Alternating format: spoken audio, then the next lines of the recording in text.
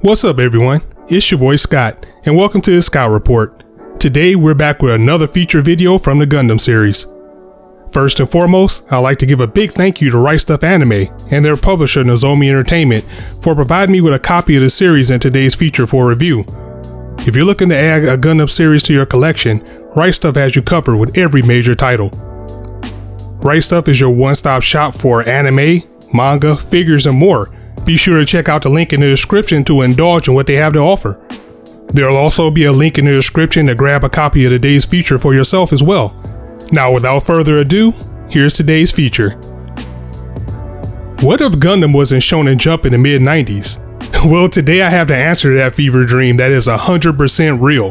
The AC, or the alternate century, was created in order to give new Gundam fans a series that would stand alone and not bogged down by the extensive history of the Universal Century. It also aimed to give fans something new. Celebrating the franchise's 15th anniversary in 1994, the first redirection is the most different and, dare I say, funnest entry in the franchise to date. Stepping away from the gloom and doom and gray area of war, it was time to burn some muscle with the exciting fighting fun as Gundam meets Street Fighter. Ladies and gentlemen, welcome to the Gundam fight. Welcome to Mobile Fighter G Gundam.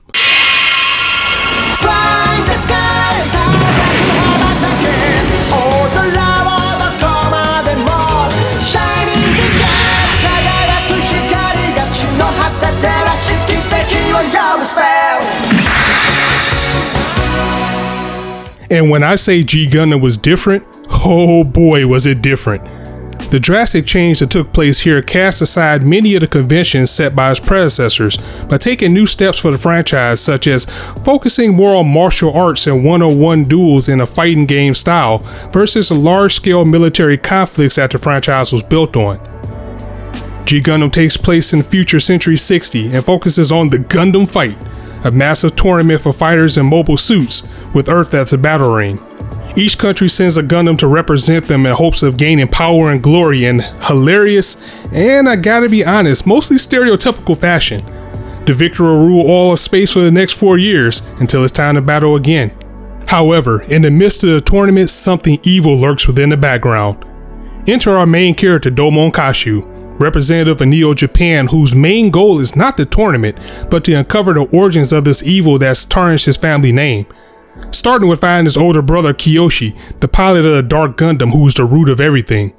The villain of the week format of this was a little bit odd at first, but this is what Shonen was in the 90s, and G Gundam no doubt wanted to tap into that fan base.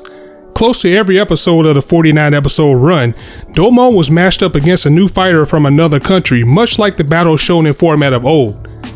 And in the later half of the series, the villains either start to repeat or start to totally focus on a bigger story in the home stretch. Is it campy? Yes. Is it stereotypical and poke fun at other countries? Unfortunately, yes. To Italia levels even. But will you enjoy it? Hell yes you will. Especially if you want to just turn off your brain and enjoy some fighting, which is the total opposite of what the Gundam franchise is. But the thing is, it fits the era and the tone of the 90s, and personally I enjoy it even more now in 2021 because of that. This doesn't mean that G Gundam isn't deep either. In fact, Domon and Rain had a true love story, which is something you don't see too often in these type of stories. Or take the undefeated of the East, Master Asia, who was a great antagonist, not villain, because when you really get to breaking this story down, along with the contrast of Domon having to defeat his master, the once pure and inspirational man who taught him everything, it really does set the tone for what the series is and how emotional and deep the story can be at times. Even the supporting cast, well, except for Saisashi, are likable in their own right. For example, Chippity Crockett, as stereotypical as an American as he is, has the tried and true tale of being an underdog on the way to the top, and ends up being a valuable friend to Domon by the end. Plus, once the mystery of Kiyoshi is unraveled, it's one of the most touching moments ever when it starts to conclude, for he was always there as a mentor and still fighting a good fight for his little bro, even when Domon didn't notice. I personally prefer the dub because of the mix of nationalities. It isn't the best voice acting, but it's filled with nostalgia of the simpler times of my youth and rushing home to see every episode. And every time Domon recites his creed before yelling the inevitable "Shining Finger!"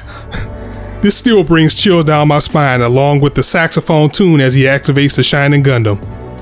This series also holds the title as the most fun Gundam in the franchise with me, because that's exactly what it is.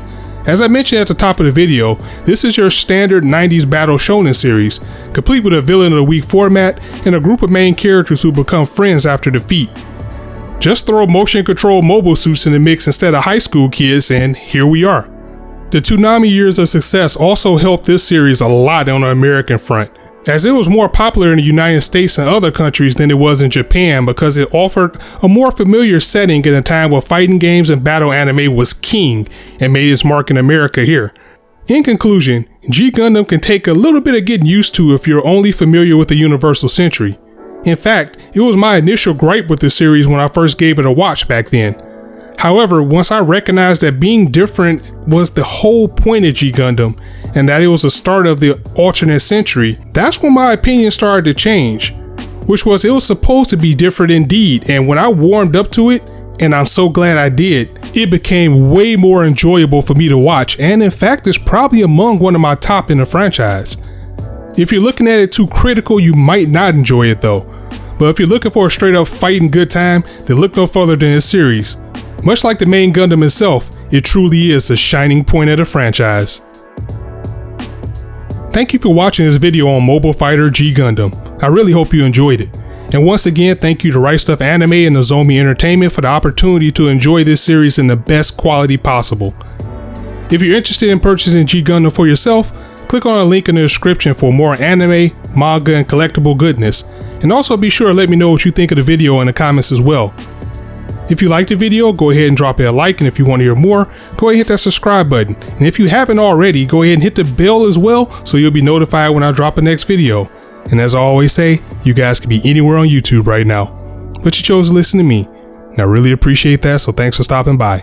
On that note, it's your boy Scott signing out. See you soon.